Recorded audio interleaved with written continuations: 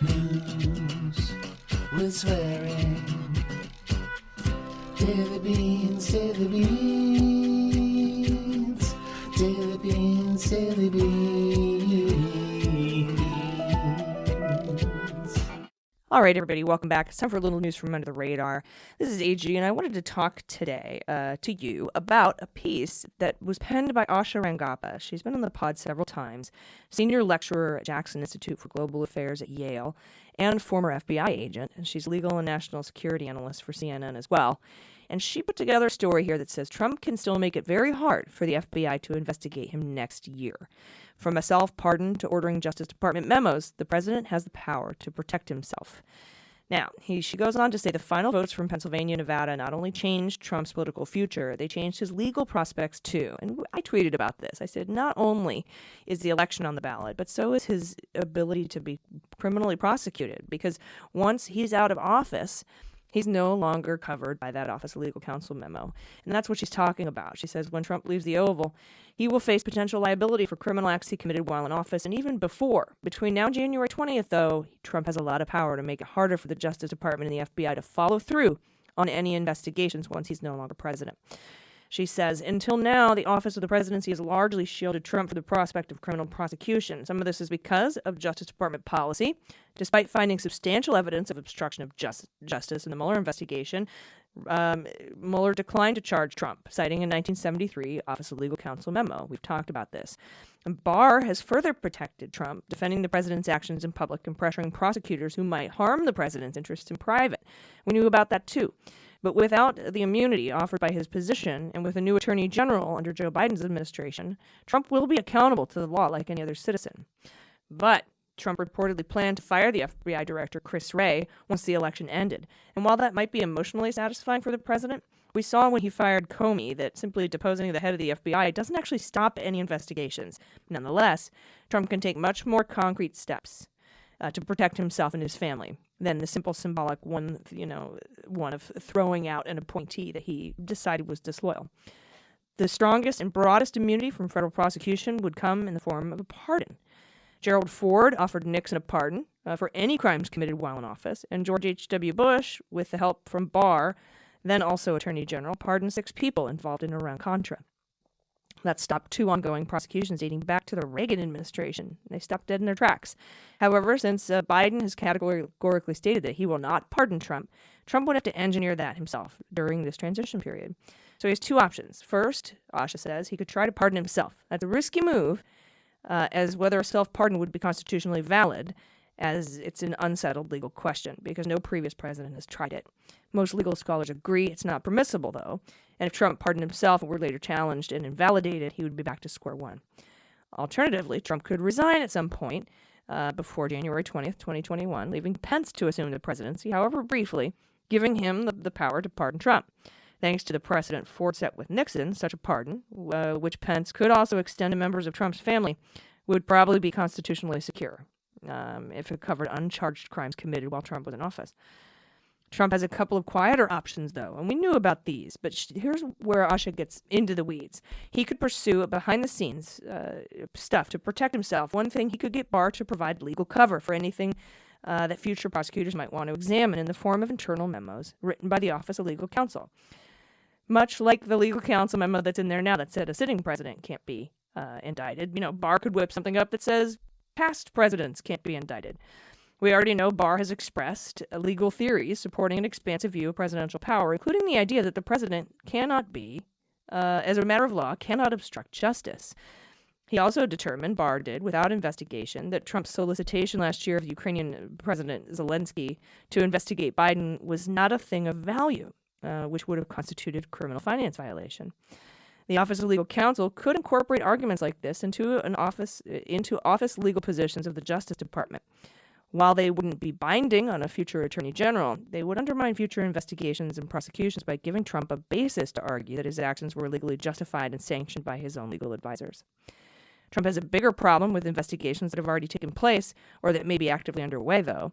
For example, the indictment by federal prosecutors in New York of Trump's former attorney, Michael Cohen, for campaign finance violations stemming from the concealed payment of Stormy Daniels. He was listed as individual 1 in that. It's also possible the federal law enforcement officials in other jurisdictions might actively be investigating Trump for tax or bank fraud, given a series of reporting based on Trump's tax returns. Barr can't make these investigations disappear.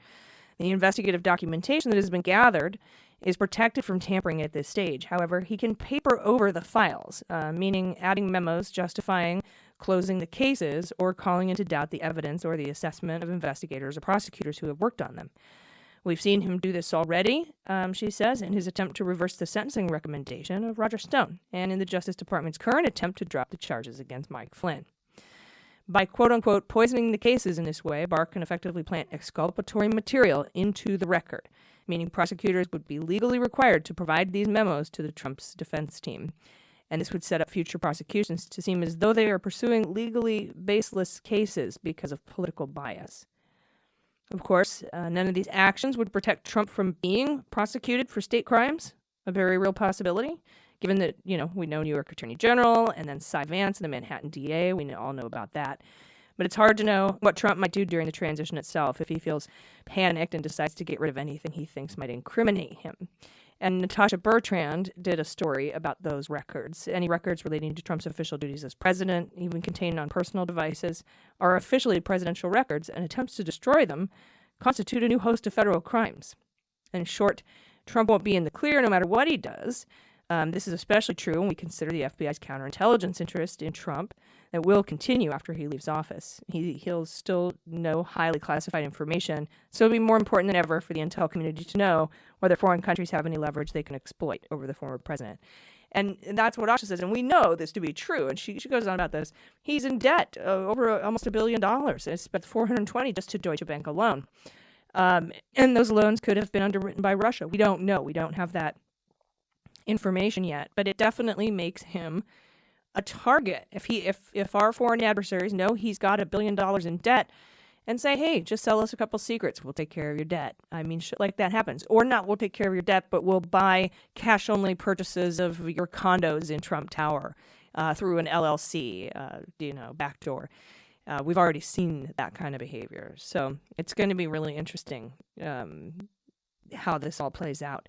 She closes up the article saying before Trump leaves office, he has the power to muck up any cases that could be made against him by the future Justice Department, enough to set up Biden to continue as the villain in the same witch hunt narrative Trump's been talking about for the past 4 years.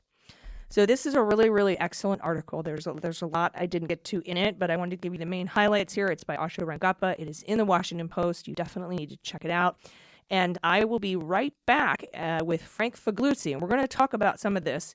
And we're also going to cover some stuff that's going on at the GSA and the blocking of the Biden transition and a couple other things, too, and how that might impact national security. So I appreciate that. So stay with us. We'll be right back. Hey, everybody. Welcome back. So there's a little-known Trump appointee at the GSA that is refusing to sign off on a Biden transition. Meaning that's holding up the resources for the Biden team. And joining us to discuss this, plus other implications, is former Assistant Director of the FBI for Counterintelligence and MSNBC National Security contributor, our friend Frank Figliuzzi. Frank, how are you? I'm well, but watching the plot sicken, as they say, with not the kind of foot dragging and line in the sand recalcitrance of Trump and his people, even down to the GSA level. Yeah, it is really gross. And I mean, I remember some of these appointees just in these little tiny sort of things that don't seem like a big deal, but would be a huge thing in any other administration. Like, for example, the relocation of the FBI headquarters and how he put the kibosh on that because he didn't want a hotel moving in to compete with his own, etc. It's just, there's so much. Boy, you hit a sore spot for me, which is FBI headquarters at the corner of 10th and Pennsylvania Avenue. So look, and it ties right into this GSA person that we're going to talk about, probably not in very glowing terms, by the way. So for those who don't know, the J. Edgar Hoover building at 910 Pennsylvania Avenue is literally falling apart. When I say literally, I mean that they have to put nets up around the facade of the building to catch the decaying cement and concrete facade. so that it doesn't fall on tourists and people walking on the sidewalk for an entire city block that the building takes up. The building was designed to have marble facing put into it. No one could ever afford that from its inception in about 1972, 73. So it's been exposed, the cement has been, the concrete's been exposed to the elements for all those decades and is now crumbling. And it's an embarrassment, not to mention the fact that the various divisions of the FBI, from cyber to counterintelligence to counterterrorism, criminal, legal, et cetera, are now, because of the size and growth of the organization, are now not even in the same building. So we don't have it under one roof. They're scattered, the various divisions are scattered throughout the DC, Maryland, Virginia area. And it erodes the mission, not to mention the facade of the building. So for those who aren't familiar with the GSA issue about the Hoover building, which ties into this very same person we're going to talk about, for years it's been approved by Congress that they need to move. And even site selection has occurred. And they had a site in Northern Virginia selected. And lo and behold, Trump, when he takes office, decides, oh no, we cannot have a full city block down the street from Trump Hotel open for possible use as a hotel that might compete with me. So there sits the crumbling FBI building, even as we speak. Yep. And I know there were some investigations into that, but of course, those sort of got brushed under the rug. I'm hoping we'll hear more about it next year. But first of all, we haven't spoken since the race was called. How are you feeling about that, at least? Well, I'm feeling fantastic because there's a sense of relief that democracy is restored, that this works, that the rest of the world can look at this and say, okay, we had our doubts. We knew democracy was an experiment, but now we think the experiment actually can stand. And I'm thrilled about that. I'm thrilled for the rule of law and justice. And I am not at all surprised that we are entering what I've said for a while could be a flashpoint in American history, which is this period between the election and the inauguration. So it's good news, bad news, as is often the case. I'm still very confident that the system and process will stand, but it's going to get very, very ugly. And that ugliness ties right into the fact that at the General Services Administration, GSA, we have a woman who is right now refusing to sign off on on a finding that Biden is the apparent winner of the election. Mm-hmm. And her name is Emily Murphy. She's at the GSA. Tell us what this does. By refusing to sign off on this letter, what is she blocking here? Yeah, so look, it's a couple of important things. One is there are many people I'm seeing on social media saying, who cares whether some functionary bureaucrat at the General Services Administration cannot ascertain that Biden's the apparent winner. Who cares? And my response to that is, look, this is all about the funding of millions of dollars in transition money that goes toward office space, goes toward staffing, that allows for a smooth as can be, a streamlined transition of power in our democracy. But even more importantly, the legal term is ascertainment. So this official has to ascertain an apparent winner. She doesn't have to declare a winner. She has to simply say, I acknowledge that there's an apparent winner in this election, and release the funds. What does that do? It allows the briefing process and the transition and hiring processes to take place so that Biden can hit the ground running on January 20th. I've been a part of that briefing and transition preparation at the FBI when I was assistant director. And I can tell you that it is extensive. Extensive briefing materials are prepared in every agency in the government to allow an incoming administration to understand the threats they're facing across the globe, understand the issues that are screaming and have to get addressed right now. And in the case of this president and the Trump administration, things like at the FBI level, hey, President-elect Biden, here's a screaming threat that we can't even get briefed to the White House. Here's a major decision that has to be made. Here's what's going on with investigations right now. Here's where you need to make a call soon because this guy in the Oval Office hasn't done it. So it takes on even added urgency in this particular scenario, and none of that will happen. To include, by the way, a briefing on how the military plans to deploy a vaccine against COVID. None of that will be briefed. None of it can be planned for until this woman at GSA signs off on an ascertainment that we have an apparent winner. Yeah, and I wanted to ask you about that too. I mean, first of all, if she does sign off on it and for some reason a bunch of ballots are found for Trump, you just cancel it, right? I mean, it's easy to undo. I mean, we've never had to undo it before and it wouldn't be undone, but there's no harm in doing it. There's just harm in not doing it. And as a national security expert, you kind of touched on it a little bit there about national security briefings, leaving our military vulnerable, not being able to deploy the vaccine. That is a national security problem as well. It leaves us very vulnerable. Exactly. It tells. So not only does it mean that Biden and his transition team would be operating in the blind, but it tells our adversaries that, look, there are components of the U.S. government that are not buying into this election result. So, you see people like Putin and others who still haven't congratulated Biden.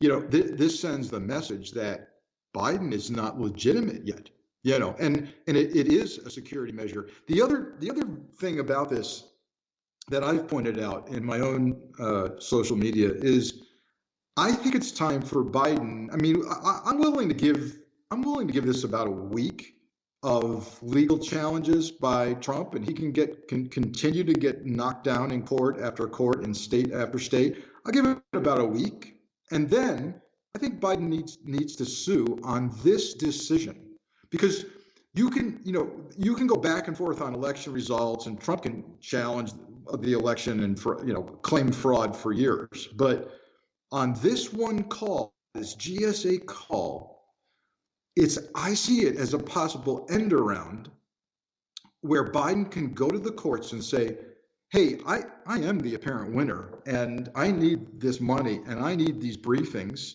And so I need you to tell GSA to sign off on this.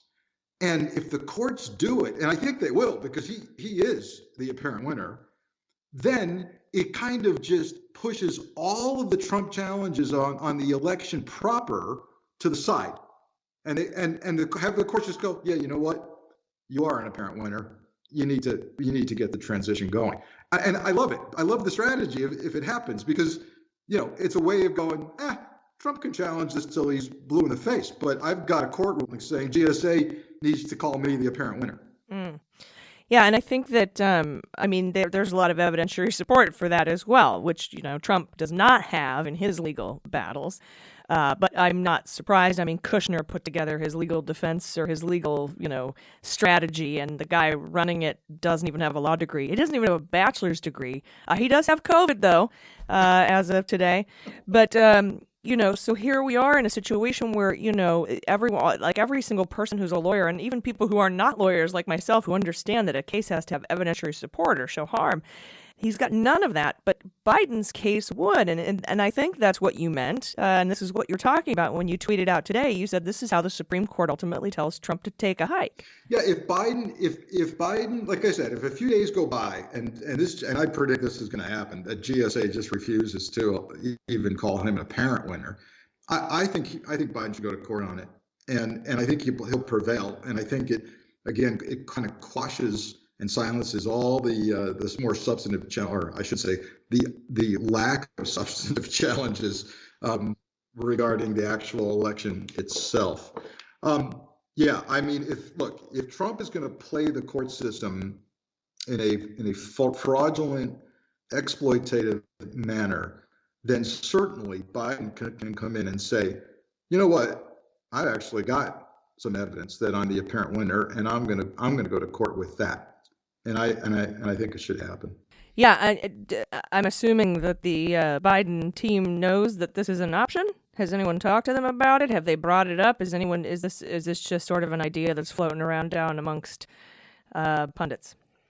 So my sources tell me that the Biden legal team is well aware of this as a possible course of action, and they're kind of waiting to see what happens today, tomorrow, with these court challenges in the key states that are being challenged. Today we've heard, and then I think they'll pull the trigger. Because the best case scenario, although we haven't seen the best case scenario for the last 4 years, is that logic prevails, and when these court challenges are denied, GSA does the right thing. But if it doesn't happen, I'm sure they're prepared to pull the trigger on it.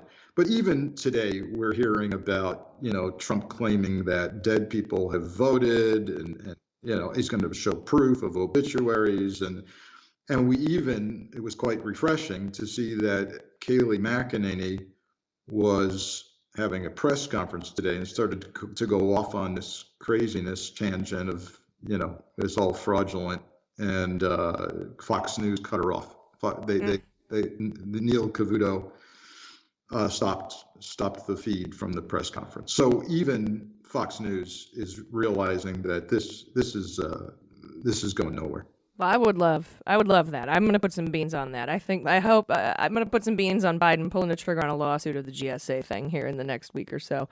I think that would be the next logical step, like you said. And real quick before I let you go, I got another minute or so here. Barr, we had a Bill Barr sighting. They saw the Sasquatch. He was headed into the Senate Majority Leader Mitch McConnell's office, and I wonder what they were talking about, because I think it was right before or right after McConnell went onto the floor and backed Trump's play that we should wait for these lawsuits to be resolved, which I guess is sort of playing to both sides.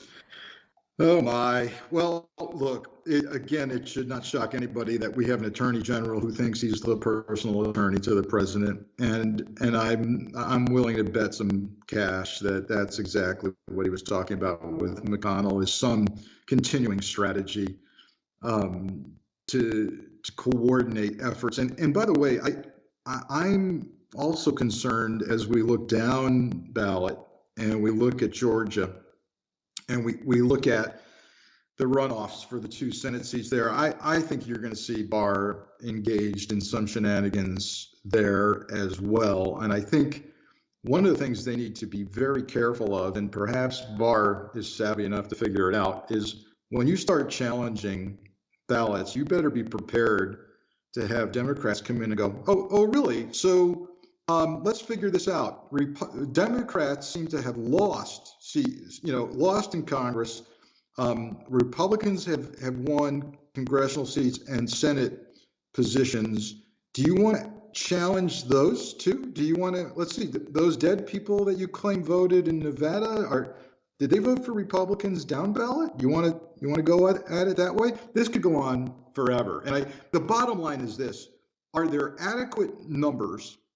Let's assume that some of the fraud you're alleging may have happened. Is there anything close to a valid number of canceled ballots that would get you a changed outcome in any of these areas? And so far, even Republican election officials in states like Georgia, the lieutenant governor, who's a Republican Trump fan, has come out and said, yeah, we don't see it. We just don't see it. Yeah, and the Secretary of the State says, I'm not resigning. Loeffler and Perdue asked him to resign. He's like, I'm not resigning the election. These are the votes. And, Yeah, and it's like a be careful what you wish for, because I have some questions about the vote tallies for Republicans in states like Kentucky and Maine and things like that in the down ballot races. So you want to open that door. You can't unring that bell, and I'd be happy to take a look at those also.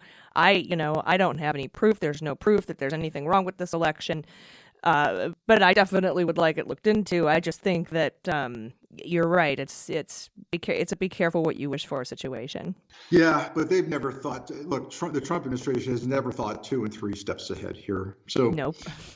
we're in for a rough period. I continue to look at this not only through the national security lens, as we've talked about with the transition issue, but also through a very domestic physical security sense, which is I continue to see really scary people posturing and just talking about the potential for violence and taking up of arms on the various chat rooms and social media sites. And so far, I'm really happy that this has been a lot of bluster, but all they're waiting for is for Trump to really go off the edge and signal that he wants to see violence in the streets, and they're prepared to do it. Yeah, and that's why I'm a little bit concerned about the removal of Esper today. But that's a discussion for another time with Posse Comitatus and the Insurrection Act and all that good stuff. But down the line, one thing at a time. Frank, thanks for talking to me today. I really appreciate you taking the time, and